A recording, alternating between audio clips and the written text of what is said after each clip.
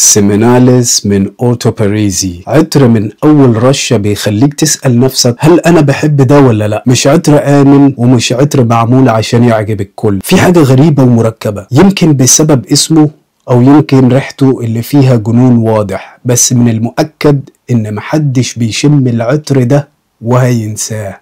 خليك معايا لآخر الفيديو ده عشان نفصص العطر ده حتة حتة، ولو أول مرة تشوفني اعمل لايك وسبسكرايب وشير وفعل الجرس عشان ما يفوتكش كل ما هو جديد في عالم العطور.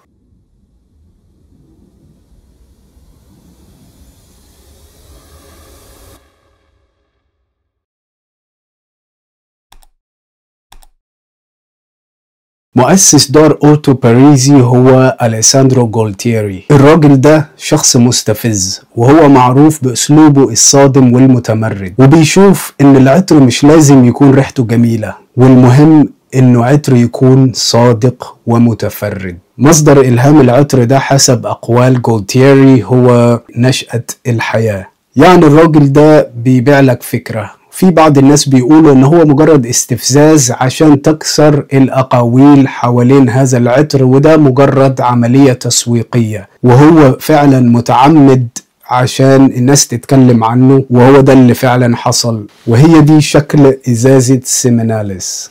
شوف الغطا بتاعها عامل ازاي اهو، بداية الحياة. تعالوا بقى نتكلم عن نوتات عطر سيميناليس. هو فعلا عطر مش تقليدي، هو عطر متدرج وفي كذا، يعني كل ما شمه بحس بنوتات مختلفة، وده بتختلف كمان من شخص لآخر. ففي الافتتاحية انا بشم نوتة كده حمضية الى جانب نوتات كريمية بالاضافة الى نوتة اللوز او حليب اللوز. وبعد كده النوتات اللي بتظهر بوضوح هي نوتة الباتشولي، خشب الصندل، خشب الأرز، الفانيليا والمسك، ونوتات بتدي كده طابع سويتي لذيذ تقريبا اللي هي اسمها ايثيل مالتول، بتيجي على شكل بودرة او كريستالات كده صغيرة. والنوتة دي بتعمل نوتات سويتية واحيانا نوتات فاكهية زي الفراولة، الخوخ والاناناس، واحيانا كراميل. تعالوا بقى دلوقتي نرش عطر سيميناليس. على فكرة عطر قوي جدا، انا خايف ارش ويجي على هدومي بصراحة، جه على ايدي صراحة. اول ما جبت العطر ده ما استلطفتوش اطلاقا. يعني انا عارف انا بقول الكلام ده في كل حلقة تقريبا، بس هو فعلا عطر غريب جدا، بس مش زي المبالغات اللي الناس بتقول عليه اونلاين. في ناس بقى بتقول ده اسوأ حاجة شميتها في حياتي والكلام ده. لا، مفيش من الكلام ده خالص. انا في رأيي بقولك جرب بنفسك وقيم بنفسك. عطر لذيذ بصراحة، بس هل هو يستاهل الضجة لو ما كانش عليه التسويق الرهيب حوالين اسم العطر نفسه او العطار؟ مش عارف. بس العطر مع ذلك هو عطر نووي، يعني الانتشار بتاعه قوي جدا، ولو اني ساعات بحس ان انا يعني ما برشش اكتر من 3 رشات العطر ده، وبيقعد على جسمي اكتر من 14 ساعة. يعني على اللبس انا خايف ارشه على اللبس اصلا.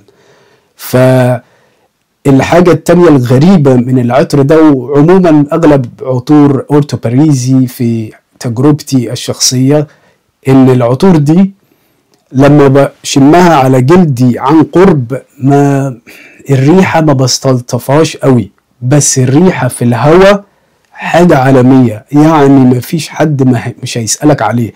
يعني عطر زي ده انا رشيته وبعديها كده 8-9 ساعات بالظبط انا ما كنتش شامم على فكرة، بيجيب لي كده نوز بلايند، خاصة لما انا رشيته على رقبتي من قدام، ودي حاجة فعلا انا ندمت عليها، كان المفروض ارشه على رقبتي من ورا. وعطر بيجيب لي نوز بلايند وانا ما بشموش في اغلب فترة استخدامي للعطر ده، ودي صراحة والحق يقال. بس مع ذلك الناس اللي حواليا كلها شماه، يعني ناس بعيدة 2 متر حاجة زي كده، وبيقولوا لي ان هم شامين العطر ده وبوضوح. ولما استخدمت العطر ده يعني في شخصين بالظبط كده كنت بشتغل معاهم عن قرب، واحد مش شغال معايا بس هو في نفس الشركة، وقال لي بعد 9 ساعات ان هو شامم ريحة عطر قوية جدا. والتاني ده بقى بشتغل معاه عن قرب، بس فاهم بقى، رجعت من البريك بتاعي وكده وجيت على المكتب وقال لي انت لسه هو انت رشيت العطر ده تاني؟ قلت له لا يا عم انا رشه الساعة 5 الصبح. فانا استغربت مع اني ما كنتش شامم حاجة. فدي حاجة غريبة لازم تحطها في بالك.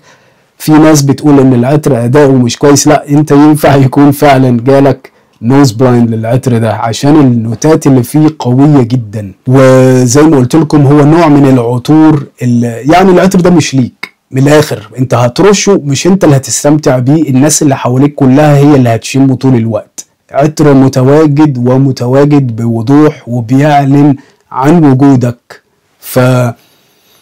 عطور غريبة جدا فعلا، يعني مش عارف انا بصراحة كنت حاسس في الاول ان انا ندمت على شرائه، وبس بعد كده عشان كثرة الاطراءات اللي جات لي من العطر ده بالذات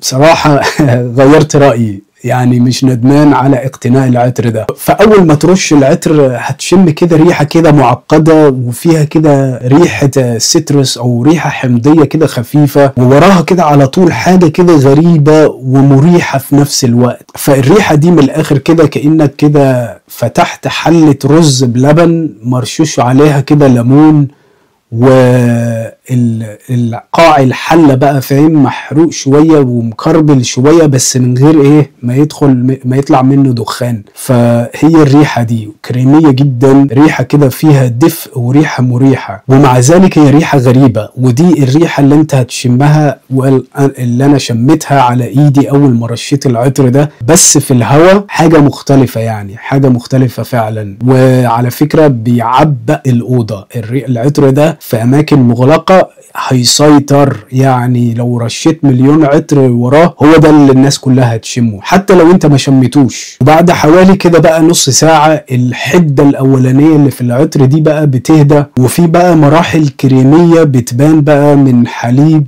اللوز والفانيليا. تخيل بقى جبت آلموند ميلك أو حليب اللوز وحطيت عليه فانيليا، بس مع ذلك ريحة سخنة، يعني ريحة مش دراي، ريحة مش جافة، ريحة كده دسمة. وبيظهر لك كمان كده خط خفيف كده من المسك الأبيض وريحة عرق كده خفيفة، بس مش ريحة عرق كمونية زي الناس بيقولوا ريحة الكمون دي بتطلع ريحة عرق، لا هي ريحة عرق كده نظيفة، يعني ريحة عرق بدون مستحضرات تجميل، بس عرق الواحد فاهم نظيف مع المسك. فالمسك اللي هنا مش مسك نظيف جدا، هو مسك فيه ريحة كده انيماليك شوية.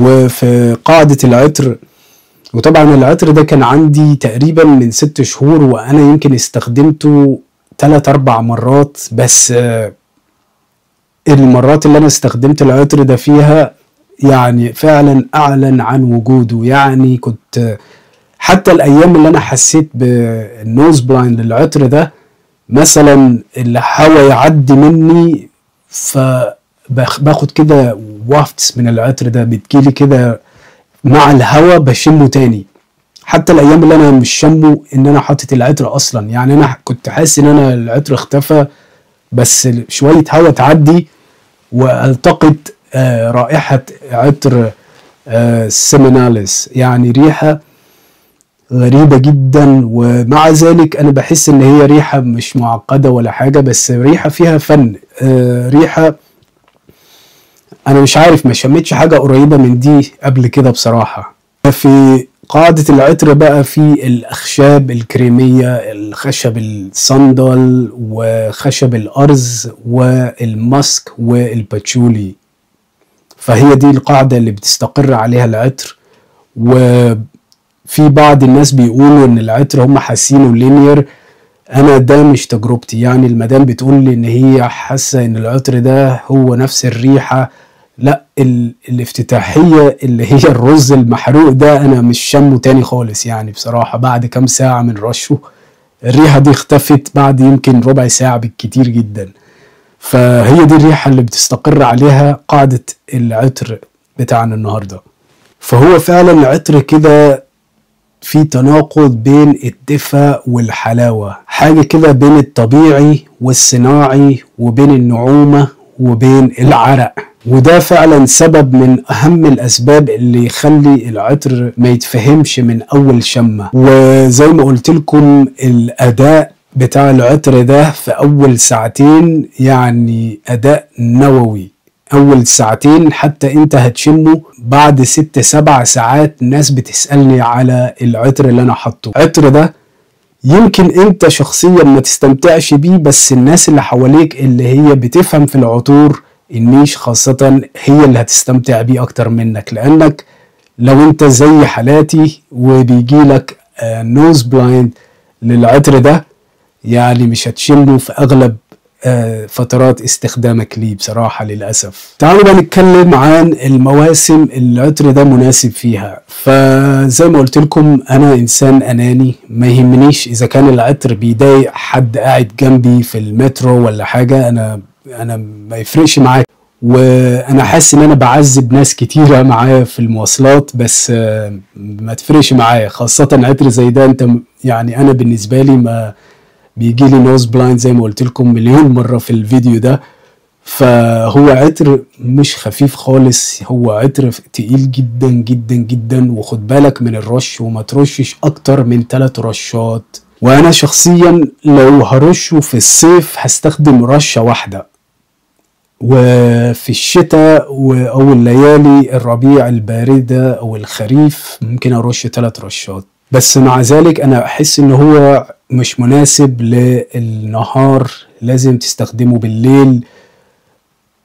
بس مع ذلك هو عطر ثباته قوي جدا، فانت لو كده رشيته بالليل هتبقى تصحى الصبح لسه هتفضل شمه، يعني هتلاقيه على المخدة بتاعتك. فهو فعلا عطر يعني صعب انه يتنسي، حتى لو ما حبيتوش مش هتنساه لانك ما شميتش حاجة قريبة من ده قبل كده خالص.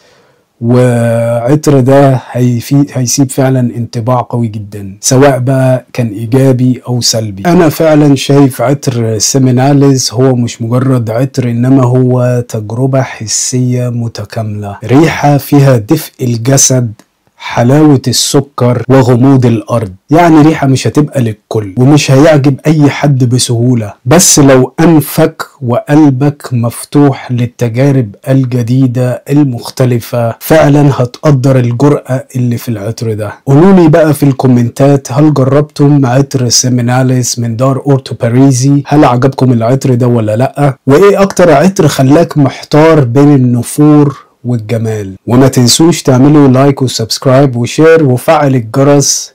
والسلام عليكم ورحمة الله وبركاته.